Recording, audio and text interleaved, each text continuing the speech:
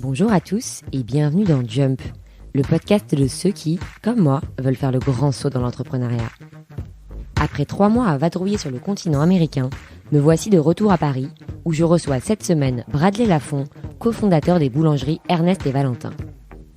Bradley fait partie de ces têtes brûlées qui se sont lancées dans l'entrepreneuriat juste après leurs études. Après une première expérience à la réussite mitigée, dont il nous parle en toute franchise, Bradley et son frère décident de se reconvertir dans le pain et les viennoiseries. Ni une ni deux, les voici en CAP pâtisserie pour l'un et boulangerie pour l'autre. En quelques mois, ils ouvrent leur premier établissement dans le 12e à Paris, puis un deuxième, un troisième. Bref, je vous la fais courte, 6 ans plus tard, ils en sont à 6 boulangeries pour un chiffre d'affaires de 6,5 millions d'euros.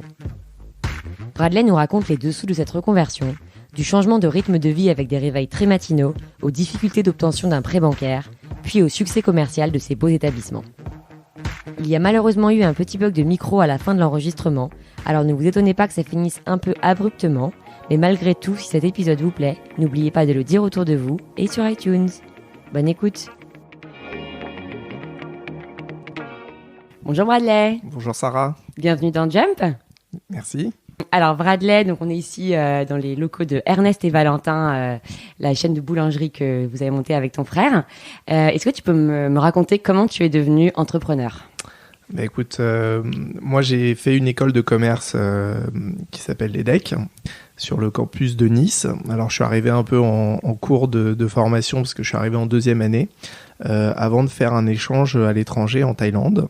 Et là-bas, j'avais déjà moi une idée de monter une entreprise et par mes connaissances, j'ai fait la rencontre de personnes qui étaient propriétaires d'usines de meubles dans ce pays. Et quand je suis rentré de mon échange universitaire, j'en ai parlé avec mon frère Logan qui à l'époque travaillait lui en finance. Et je l'ai convaincu de se lancer avec moi. Donc c'est vrai que nous on vient d'un milieu où mes parents étaient profession libérale et donc on n'a pas vraiment grandi dans un milieu où c'était le monde du salariat. Donc c'était assez naturel en fait de se lancer à son compte et de se lancer vers l'entrepreneuriat sans passer par la case corporate. Exactement. Et c'est vrai que moi je suis le plus jeune de la fratrie, j'ai un grand frère et une grande sœur, et eux avaient eu des premières expériences en tant que salariés dans les entreprises. Et c'est vrai que ils avaient du mal à s'épanouir dans leurs expériences respectives. Peut-être dû justement à l'éducation qu'on avait reçue, qui était plutôt orientée vers de la création et peut-être vers de l'entrepreneuriat déjà à l'époque. Et donc moi j'avais aussi cet exemple-là de mon frère et de ma sœur. Les premiers stages que j'avais pu effectuer lors de mon année de césure ne m'avaient pas forcément convaincu et j'avais pas forcément trouvé la voie de ce que je souhaitais faire. Donc voilà, j'arrive à être assez persuasif quand je veux. Donc j'ai dit à mon frère et à ma sœur d'ailleurs, parce qu'à l'époque ma sœur aussi avait commencé notre première aventure entrepreneuriale. On l'avait faite également avec ma sœur et donc les deux ont quitté leur boulot pour se lancer avec moi dans un premier business qui était de l'import-export de meubles entre l'Europe et l'Asie. Donc tu as réussi à convaincre ton frère et ta sœur de lâcher leur job tous les deux pour une idée que tu avais eue pendant ton Erasmus en Thaïlande. C'est ça. Alors c'était pas une idée révolutionnaire, hein. C'était tout simplement de fabriquer des meubles pour des hôtels, des cafés, des restaurants sur mesure dans des usines qui faisaient ça pour l'Asie, en fait, pour des projets en Asie, d'hôtels. Et donc on a commencé à faire des premiers salons, le salon équipe hôtel, le salon maison objet. Et puis après, on a un petit peu revu notre stratégie en devenant également importateur exclusif d'une marque indonésienne de mobilier pour la revendre, alors toujours sur des projets café, hôtel, restaurant, mais également à des revendeurs. Et c'était du mobilier qui était intérieur-extérieur. Et donc là, notre but dans les salons Maison Objet, c'était de trouver des revendeurs sur toute la France et en Europe pour vendre cette ligne de produits. Et comment tu avais identifié un besoin dans ce secteur du meuble pour l'hôtellerie et la restauration ? Alors, on s'est lancé un petit peu sans faire d'études de marché sur la première expérience. On s'est juste dit que assez naïvement, le prix d'acquisition en Asie était très faible par rapport à ce qui se pratiquait en Europe. À l'époque, en plus, le taux de change était aussi très avantageux, donc ce qui n'est plus vraiment le cas aujourd'hui, mais à l'époque, l'euro était très fort aussi, donc ça coûtait vraiment très peu cher d'acheter en Asie. Qu'il y avait un savoir-faire en Thaïlande, moi le pays où j'étais, en Indonésie et en Chine sur le mobilier qui était vraiment bon.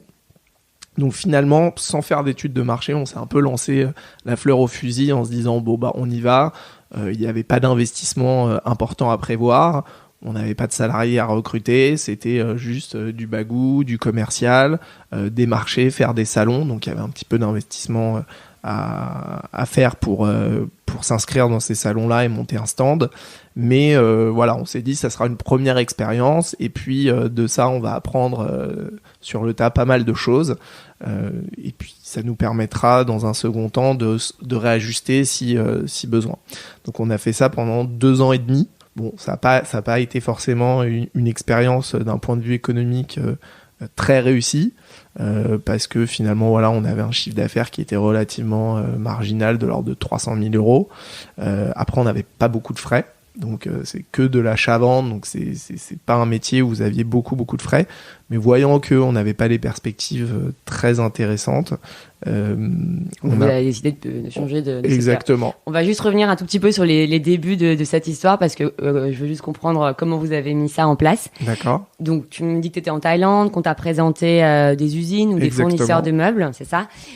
Donc ensuite tu as construit quoi, une sorte de catalogue et tu allais dans les salons, tu payais un stand, tu leur montrais les meubles mais vous n'aviez pas le stock. Si on avait le stock. Ah vous achetez, vous aviez quand même un investissement. Exactement. On a acheté un petit peu de stock. Après ce que je te disais c'est que on avait finalement c'était assez peu de meubles qu'il fallait montrer parce que c'était surtout un savoir-faire pour la partie hôtellerie où là effectivement on avait fait des chambres pilotes d'hôtel. Donc c'était notamment sur le salon Équipe Hôtel qu'on avait fait, qui est un grand salon spécialisé dans l'hôtellerie et la restauration. On avait fait en fait plusieurs modèles de chambres avec des têtes de lit, des sommiers, des bureaux, des placards. Sachant qu'aucun de vous n'avait une expertise quelconque, soit dans le meuble, soit dans la décoration. On n'avait aucune expertise là-dedans. C'était associé à l'époque avec un cabinet d'architecture qui nous avait designé une ligne de meubles en présentation. Mais il faut bien comprendre que nous, notre créneau, c'était de justement collecter les informations d'architectes qui avaient besoin de faire fabriquer du mobilier sur mesure, ce qui est souvent le cas dans les hôtels. Et donc nous, on s'occupait vraiment de la gestion de projet, de la coordination, de trouver les usines pour réaliser au meilleur prix et avec la meilleure qualité les besoins du cabinet d'architecture. Et derrière, de s'occuper du suivi de chantier, du projet. Donc c'était aussi un gros boulot de logistique. Il y avait un gros boulot de logistique. Donc on travaillait avec des logisticiens qui s'occupaient de faire transiter les différents cargos qui arrivaient depuis l'Asie. Et vos clients, vous les trouviez, tu m'as dit sur les salons, mais vous faisiez aussi du porte-à-porte, vous alliez voir les hôtels en France, c'est ça, alors on n'allait pas voir directement les hôtels, on allait plutôt contacter les cabinets de design et d'architecture pour savoir s'ils travaillaient aujourd'hui sur des projets, s'ils avaient des besoins en création sur mesure, en fabrication sur mesure. Et l'idée, c'était plutôt, via notre catalogue, de leur présenter les différents projets qui avaient pu être réalisés, alors pas forcément par nos soins, mais par les usines avec lesquelles on travaillait, pour les convaincre de travailler avec nous. Et et le cas échéant, on faisait venir également des échantillons. Ils nous demandaient de fabriquer des prototypes qu'on pouvait faire venir alors par avion, qui coûtait un petit peu plus cher, mais ça nous permettait aussi de convaincre le client de la qualité, parce que c'était quand même ça le gros challenge. Et au bout de donc 2 ans et demi, tu me dis vous atteignez à peu près 300 000 euros de chiffre d'affaires. Pourquoi tu penses que ça n'a pas décollé plus que ça? En fait, on a opéré aussi un virage, c'est-à-dire qu'en plus de l'activité mobilier sur mesure, lors des différents salons qu'on a pu faire en Asie pour trouver des fournisseurs et des usines, on est tombé sur une marque qui est une marque indonésienne qui nous a semblé assez innovante et assez intéressante. Et on a discuté avec les propriétaires de cette marque pour savoir s'ils avaient des revendeurs en Europe. Alors ils avaient fait des tentatives quelques années auparavant, mais ils n'avaient jamais trouvé en fait d'importateurs exclusifs pour s'occuper de la distribution en Europe. Donc on a négocié avec eux d'être les importateurs exclusifs et distributeurs exclusifs sur quelques pays d'Europe. Et avec cet accord en poche, on est allé faire des salons pour, à ce moment-là, trouver à la fois, contractualiser avec des architectes sur des projets, café, hôtel, restaurant, mais également pour trouver des revendeurs, donc des magasins, boutiques ou des revendeurs internet pour commercialiser les produits de la marque. Et nous, on s'occupait de la gestion de stock, c'est-à-dire qu'on avait un stock en France dans un entrepôt et derrière, on livrait à la commande en fonction des commandes des différents revendeurs. Et ça n'a pas vraiment décollé. Et ça n'a pas vraiment décollé. On a fait plusieurs salons. Ça a été assez compliqué. Après, on était en 2011 à ce moment-là. Donc, on était dans une période qui était aussi un peu moins favorable. Et on a, c'est une activité qui est assez cyclique, le meuble. Donc quand tout va bien, quand l'économie se porte bien, les gens ont un peu plus d'argent et ont tendance à se dire je change de mobilier. Mais en période de crise, les gens se contentent du mobilier qu'on a toujours, de famille, qu'on peut récupérer. On a toujours une table, un fauteuil. On se dit ça serait bien de le changer, mais quand on voit le coût assez exorbitant des grandes marques, on se dit que finalement on peut garder encore ça une ou 2 années de plus. Et puis vous avez également tous les sites internet type made.com, Ikea bien évidemment, qui était déjà lancé, Made à l'époque, qui était déjà lancé, mais si vous voulez, eux ils étaient sur des prix de vente assez bas. Nous on était sur un positionnement moyenne gamme qui était assez compliqué. Vous avez le côté hyper luxe qui continuait à bien fonctionner. Le côté entrée de gamme aussi, et le milieu c'était plus compliqué. Et donc on s'est dit finalement, comme on avait très peu de frais, qu'à l'époque on se payait pas en plus sur cette boîte, qu'on laissait tout l'argent qu'on gagnait sur le compte de la société, on s'est rapidement dit que finalement fallait trouver une exit stratégie. Et l'exit stratégie, ça a été de se pencher plutôt sur le secteur de l'alimentaire. Donc du coup, si je résume un peu le parcours, tu commences à l'EDEC, tu te lances dans les meubles et finalement tu vas faire un CAP boulangerie. C'est ça. Alors, précisément, un CAP pâtisserie pour moi. Un CAP pâtisserie. Comment ça s'est passé concrètement sur les derniers mois d'activité? Nous, notre objectif, c'était de liquider les stocks qui nous restaient pour pouvoir engranger un maximum d'argent sur le compte pour pouvoir réinvestir sur une nouvelle activité. Donc, on a commencé à identifier plusieurs secteurs et notamment le secteur de la boulangerie qui était un secteur qui nous intéressait fortement parce que on a été toujours des grands consommateurs de pain. On vient d'une famille où c'était pas imaginable d'avoir un repas sans pain. Et donc on s'est renseigné, on a commencé à prendre contact avec différentes personnes. Alors on avait une personne de l'EDEC qu'on nous avait recommandé de voir qui s'était lancé dans la boulangerie. Donc on a pu échanger avec lui, qui a pu nous donner quelques conseils. Rapidement nous on était conquis parce qu'on cherchait à retourner vers quelque chose d'artisanal, de plus terre à terre, où on comprenait vraiment ce qu'on faisait de A à Z. Donc nous, on avait vraiment un besoin, je le voyais aussi par rapport aux différents étudiants avec lesquels j'ai pu être à l'EDEC, qui avaient commencé leur carrière en entreprise. Et quand on se retrouvait, il y avait toujours les mêmes questions qui sortaient du lot. Et c'était, finalement, on a été bien formés pour être salarié dans une entreprise, mais est-ce que vraiment on arrive à s'épanouir? Est-ce que vraiment on arrive à trouver un sens dans ce qu'on fait? Beaucoup de réunions, beaucoup de PowerPoint, de choses comme ça. Et finalement, la réponse, c'est que nous, on avait envie de faire quelque chose où on maîtrisait tout de A à Z. Alors pour ça, la boulangerie, c'était parfait parce que c'est un endroit où on fabrique, on vend, on achète les matières premières, on les transforme, on les vend. Donc on s'occupe vraiment de toute la chaîne de valeur. Et ça, c'était quelque chose qui nous intéressait fortement dans le projet de boulangerie, avec la possibilité évidemment de faire du développement aussi, de créer une marque et de pouvoir gérer une certaine image et de se développer en France et pourquoi pas à l'étranger. Et il se passe combien de temps entre le moment où vous décidez d'arrêter l'activité de meubles et le moment où vous vous inscrivez, du coup toi en CAP pâtisserie et ton frère en CAP boulangerie? Alors nous, on a arrêté l'activité, me semble-t-il, en novembre 2012, on a arrêté. On avait déjà en amont, depuis septembre, commencé à interroger les différentes personnes qui étaient dans le secteur de la boulangerie. Donc vous arrêtez, ça veut dire vous déposez le bilan? On n'a pas déposé le bilan, on a gardé notre structure avec le compte avec l'argent qu'on avait gagné sur ces 2 ans et demi. On l'a laissé sur le compte de la société. Mais vous payez tout aux fournisseurs. Exactement. Voilà, en gros, vous êtes. Exactement. En fait, c'est ce qui reste sur le compte, c'est une fois qu'on a tout payé. Comme je te disais à l'époque, on se versait pas de salaire, donc on n'avait pas énormément de frais. Et avec ce pécule, en fait, on a transformé la société en boulangerie-pâtisserie quand on a fait l'acquisition de notre fonds de commerce. Donc en novembre, on arrête. En février, on démarre un CAP en pâtisserie pour moi, en boulangerie pour mon frère Logan. Donc ça, c'était évident. Je veux dire, vous vous êtes pas dit, on va se lancer dans la boulangerie sans être boulanger ou pâtissier. Non. On s'est dit, en fait, on avait interrogé des gens qui l'avaient fait sans. Et nous, notre conclusion, c'était que c'était mieux de faire avant de faire. Parce que on se retrouve rapidement dans un rapport de force qui est inversé avec le salarié.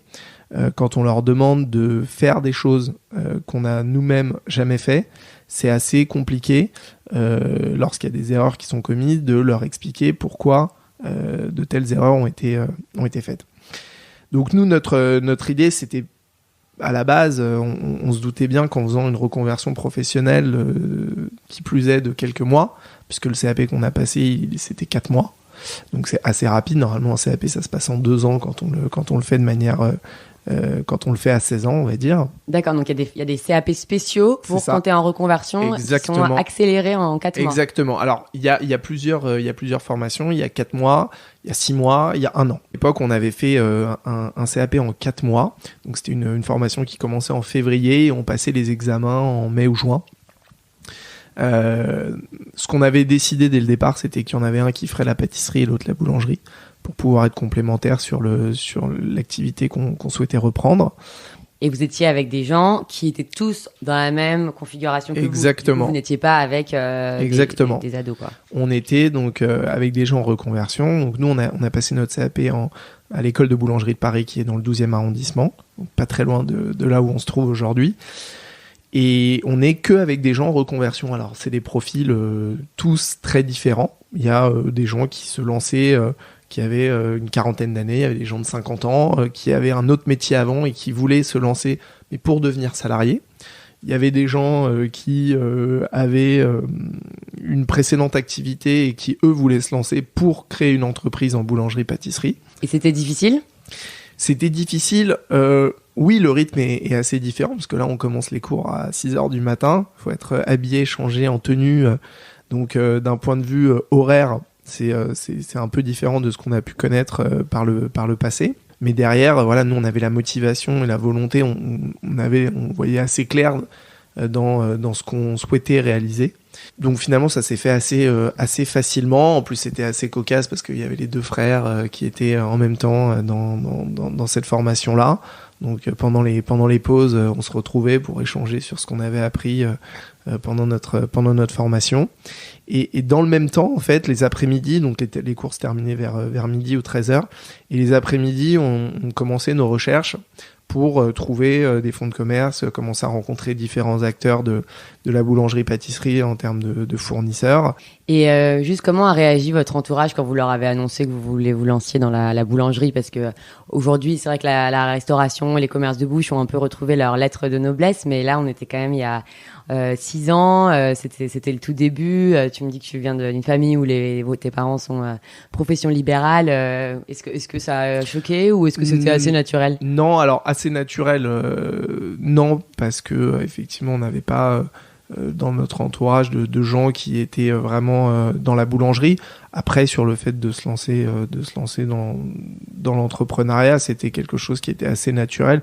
Et même vos copains d'école, tout le monde trouvait ça une chouette idée. Non, pour les copains d'école, c'était un peu plus différent parce que eux, ils se demandaient justement ce qu'on allait faire en boulangerie-pâtisserie.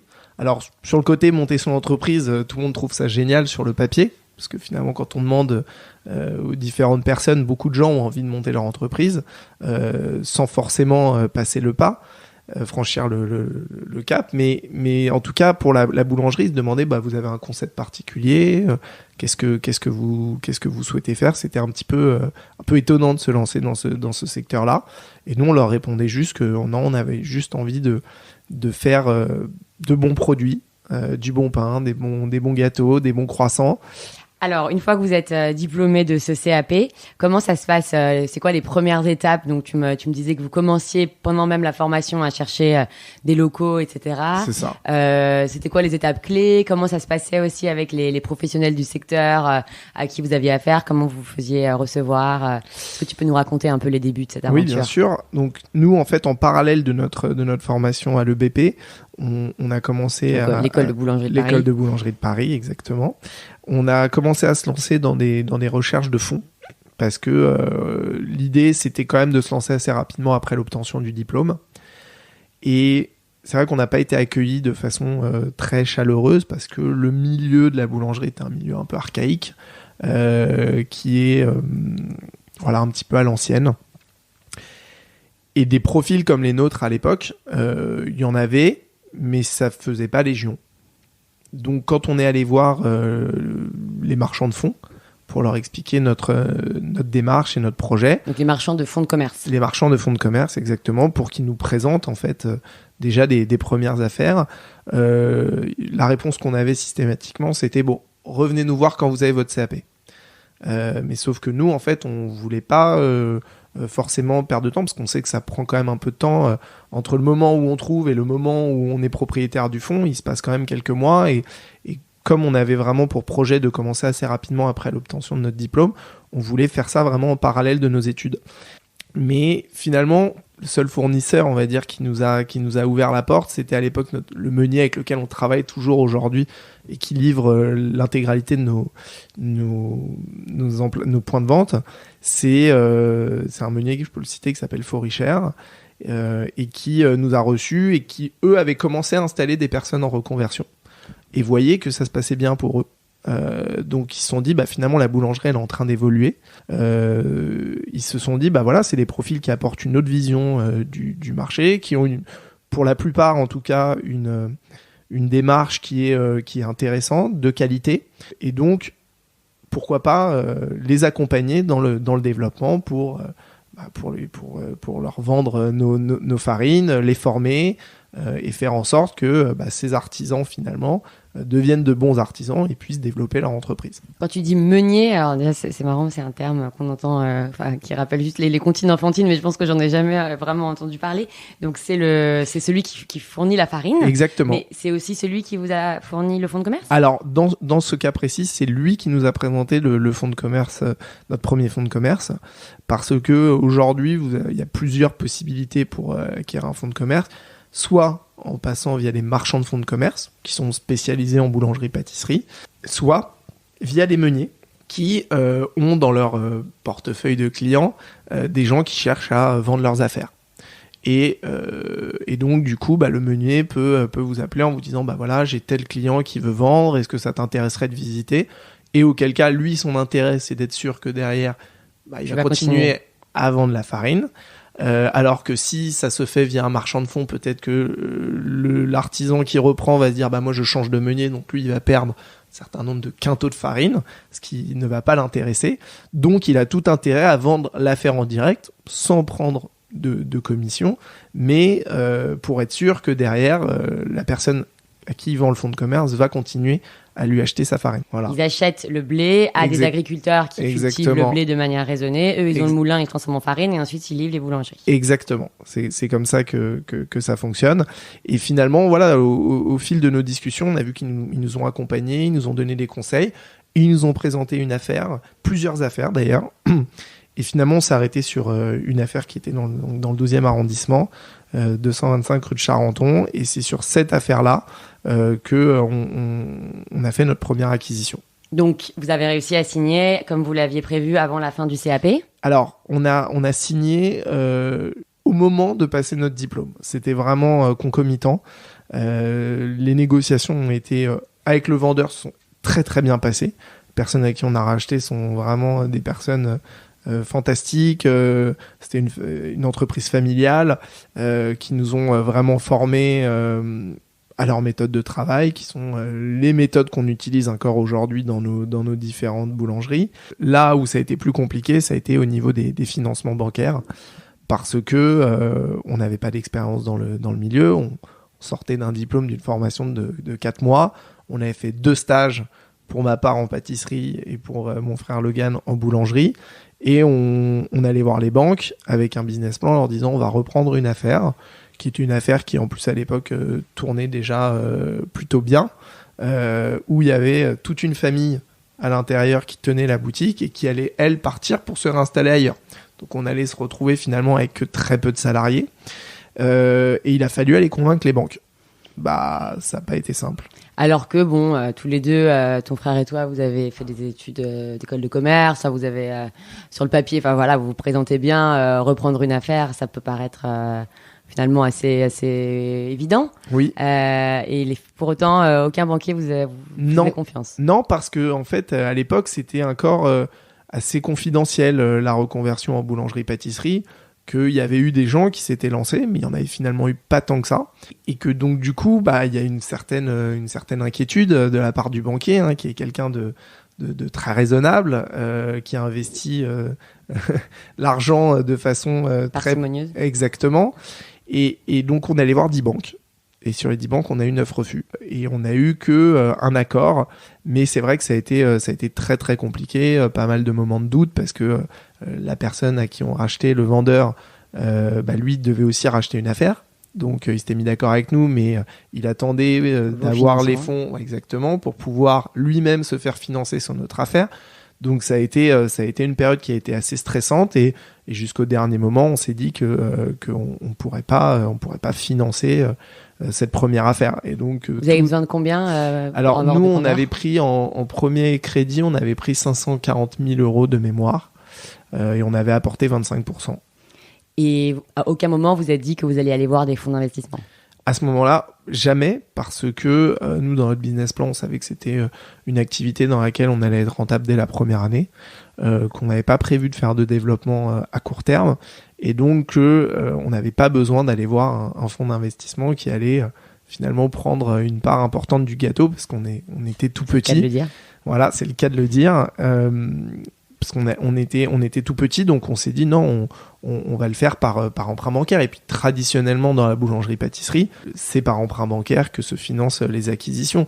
Et si aujourd'hui les banques ne financent pas l'acquisition de fonds de commerce, j'estime qu'elles font plus vraiment leur travail. Parce que à partir du moment où on veut acheter une affaire qui est pérenne, qui est saine, qui a une santé financière qui est bonne, il n'y a pas de raison que la banque ne fasse pas de financement, sachant que c'est quand même un secteur qui est assez stable, qui est mature, sur lequel il n'y a pas vraiment de risque de retournement technologique ou de changement de consommation des Français. Pour moi, il n'y avait pas vraiment d'explication sur le fait que on ne soit pas financé par emprunt bancaire. Et donc, in extremis, vous obtenez le fonds de commerce. In extremis, vous obtenez le financement. C'est ça. Et ensuite, il se passe combien de temps à peu près pour que vous puissiez ouvrir la première boulangerie? Alors là, c'est assez rapide. Je crois qu'on signe la promesse en juin. Quelques jours après, on a l'obtention de notre CAP. Et à partir du moment où on signe la promesse, on reste dans l'entreprise en tant que stagiaire, finalement, pour se faire former. Parce que l'idée, c'était vraiment de se mettre dans les chaussures du prédécesseur et finalement de reproduire à l'identique ce qui marchait bien déjà dans cette boulangerie. Donc, moi, je suis allé en pâtisserie, en vente, et mon frère faisait boulangerie et vente. Donc, ça a été assez difficile sur les premières semaines, parce que c'est un changement de vie et de rythme assez radical. Le lever très tôt, En plus, on avait commencé, c'était l'été, il faisait très chaud cet été-là, et donc conditions de travail n'étaient pas évidentes, beaucoup d'heures, beaucoup de fatigue, mais néanmoins, voilà, on sentait qu'on progressait assez vite avec les prédécesseurs, qu'ils ont été très à l'écoute, qu'ils ont été très patients avec nous pour nous former. Donc, on passe tout le mois de juin et tout le mois de juillet avec eux. Et le 29 juillet, on signe la vente définitive. Donc, c'était en juillet 2013. Et dès le 29 juillet, en fait, on exploitait la boulangerie qui s'appelait à l'époque Pain et Gourmandise sous enseigne Ernest et Valentin. Et vous aviez pas fait de travaux, pas recruté du nouveau personnel. C'était vraiment, vous repreniez, vous avez rebrandé la boulangerie. C'est ça. Et encore, la boulangerie, bon, ça a mis quelques semaines avant qu'on change le store. Voilà, mais on a fait 0 travaux. On a repris vraiment dans son jus. On est resté sur les mêmes gammes de produits. Alors effectivement, il y a eu un vide parce qu'il y a 4 ou 5 personnes qui sont parties, qui étaient les membres de la famille. Et donc là, il a fallu un peu doubler les postes. Donc on travaillait du matin au soir. À ce moment-là, on faisait 2 postes chacun. Et on a après petit à petit commencé à recruter des personnes. Nous, quand on a repris, on était 4 salariés en comptant mon frère et moi. Et Ernest et Valentin, ça vient d'où ce nom ? Alors Ernest et Valentin, c'est le prénom de nos 2 grands-pères qui du coup, en discutant en famille, on s'est dit que ça pouvait être sympa de leur faire un petit clin d'œil, même s'ils sont plus parmi nous, d'appeler notre boulangerie Ernest et Valentin. Donc là, on est 6 ans plus tard. C'est ça. Aujourd'hui, on a 6 boulangeries. Enfin, vous avez 6 boulangeries. C'est ça. Pour un chiffre d'affaires d'un peu plus de 6 millions. C'est ça. Un beau rythme, hein, beaucoup de 6 ans, 6 boulangeries, 6 millions. Ouais, c'est ça. Bah, écoute. C'est quoi, du coup, les objectifs de développement pour Ernest et Valentin maintenant ?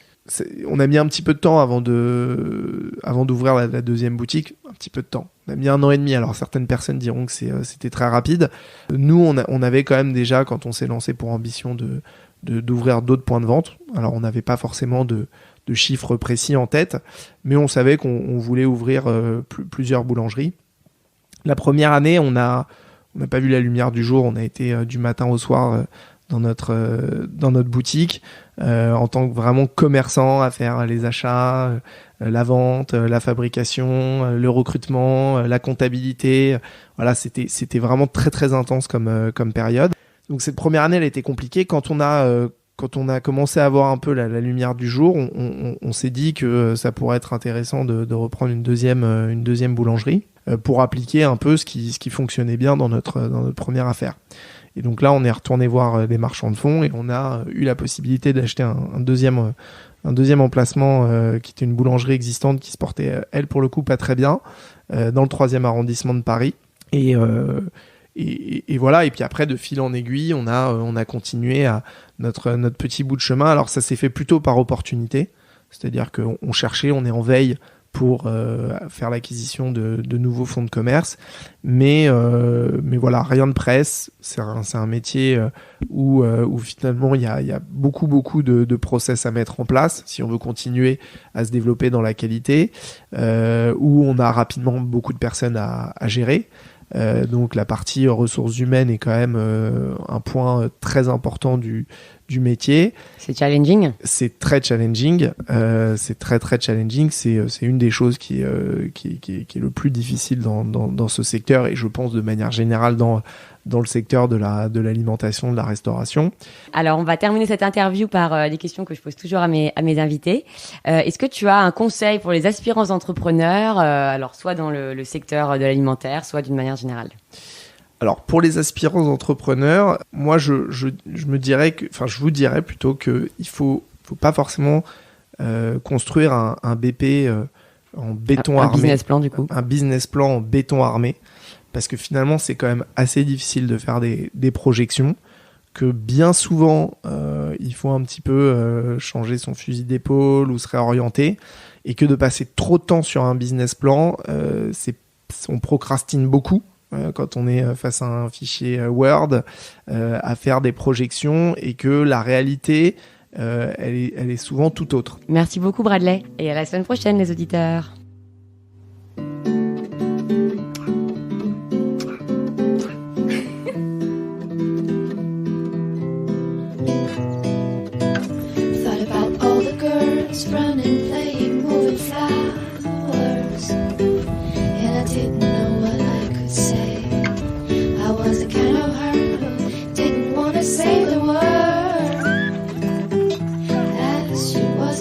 too. She was feeling everyone, she was winning on her own, but I didn't.